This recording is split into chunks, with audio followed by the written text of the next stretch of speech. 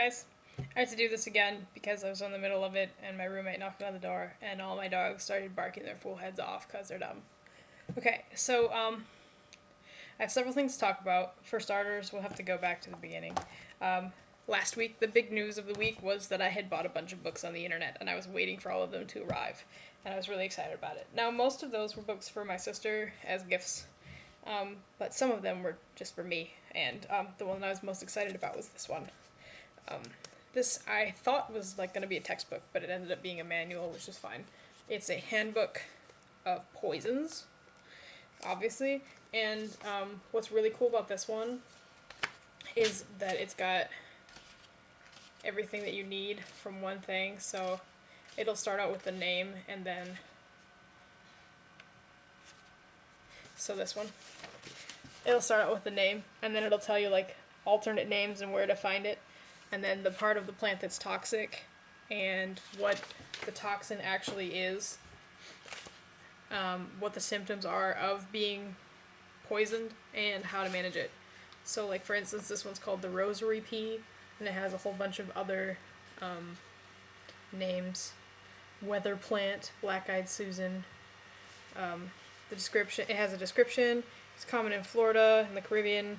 Toxic part, ingestion of a chewed or broken seed is toxic because of its hard water impermeable coat. The mature seed is considered harmless if swallowed whole. The toxin is called abrin, a plant lectin. It inhibits protein synthesis in growing cells of the intestinal wall. Symptoms, nausea, vomiting, diarrhea, ulcerative lesions in the mouth and esophagus, and then other things. Hypovolemia and electrolyte disturbances should be corrected. If necessary, parenteral alimentation should be instituted. The ingestion of one well-chewed seed of this extremely toxic plant may be fatal despite intensive care. So that's pretty cool. But the other really cool thing about this is that in the back, they have pictures too.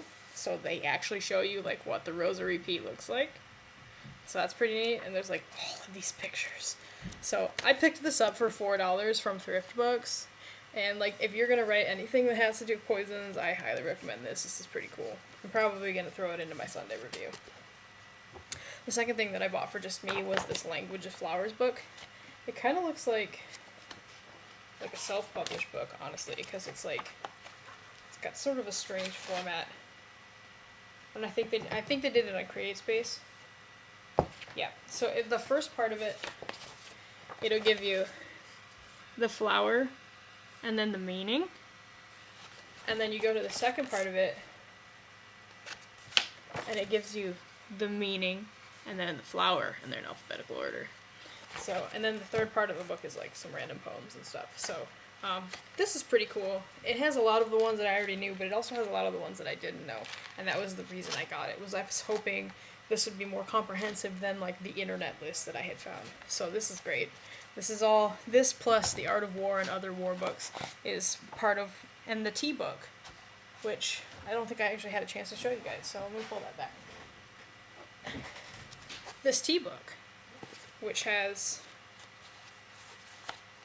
tea and what it does for you, and even has an index, which I always love. That's me trying to know my shit before I try to use it in books. Well, actually, I already used it in books. But I want to make sure that it's right before I go ahead and publish it for you. So, in other news, last time I think I told you that Pronoun had offered multiple things, including increased royalties, author pages, and the ability to make your books free. So, since that happened, I dropped Trick to free, a shiny for Trick, immediately, and since I dropped it to free, I've sold 29 copies. Now see, this is awesome.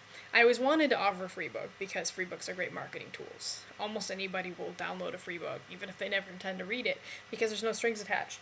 It doesn't cost you anything to try it out.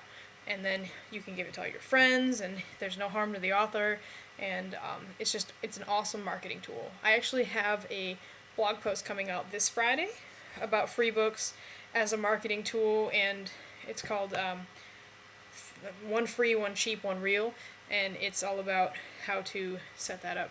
Of course, it's just my opinion, but, take it as what it is. And so that's still out there.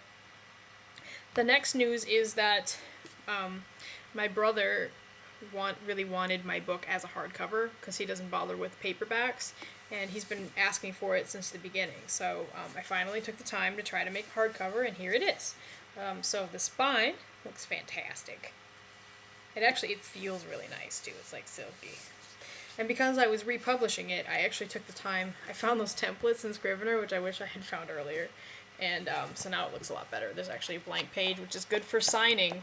Trying to sign a book without this blank page is obnoxious, because it's like on my paperbacks I had like the inside cover, and then immediately it's just writing. So like I had to try to like squeeze my hand into the cover to try to sign it. This is going to be much easier.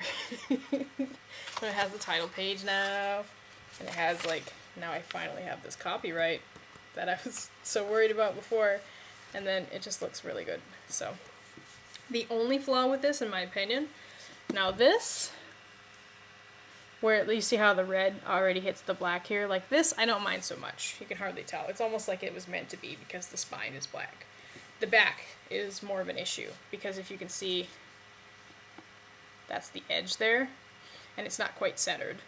And the reason is because I used the same size cover for the paperback as I did for the hardcover, and the spine is a little different, but most importantly, it was because the PDF file of the words, when I shifted it to the new template, the really pretty template, made the page count different. So there are actually fewer pages in this book as there are in the paperback, which made the file not fit it correctly anymore, and that's why this happened. So Frankie's gonna fix it. It's gonna be really easy. In the meantime, this one's just for me. But it's really nice, which is going to be really important when we get to Achillea and all the subsequent books, because this is going to be the one that you want. It's beautiful. It's definitely going to be the one that I want. So there's that. Speaking of Achillea, I'm really, really proud of myself, because for like the past several weeks, I've actually been writing like every day. In fact, a couple of days ago on that Sunday, which is usually my big writing day now, I wrote 8,600 words or so, which is like my best not November day ever. I am 38,000 words into book 2 of the Achillea series, and it's going really, really well. So I'm really looking forward to getting that done. Book 1 is like done, and I'm reading over it, again. I threw it to a beta, probably before it was ready, but I just really wanted to get somebody else reading it and move on. But so when I get off of this video, I'm gonna go back and keep working on that, because it's like it's consuming my thoughts. It's in a good spot because it's got my attention again, and I'm really enjoying it. So I really can't wait to get that to you guys. So I'm gonna work my hardest to get it done. Okay, that is it for me for today. I'm sorry that the video was late. Yesterday I was just really tired, and I just really didn't want to do a video or upload it or make a blog post or really anything. So I figured it would just be better today when I was more awake. Alright, I am going to take off out of here and put this on the internet. So have a great rest of your week, everybody, and I will see you next week.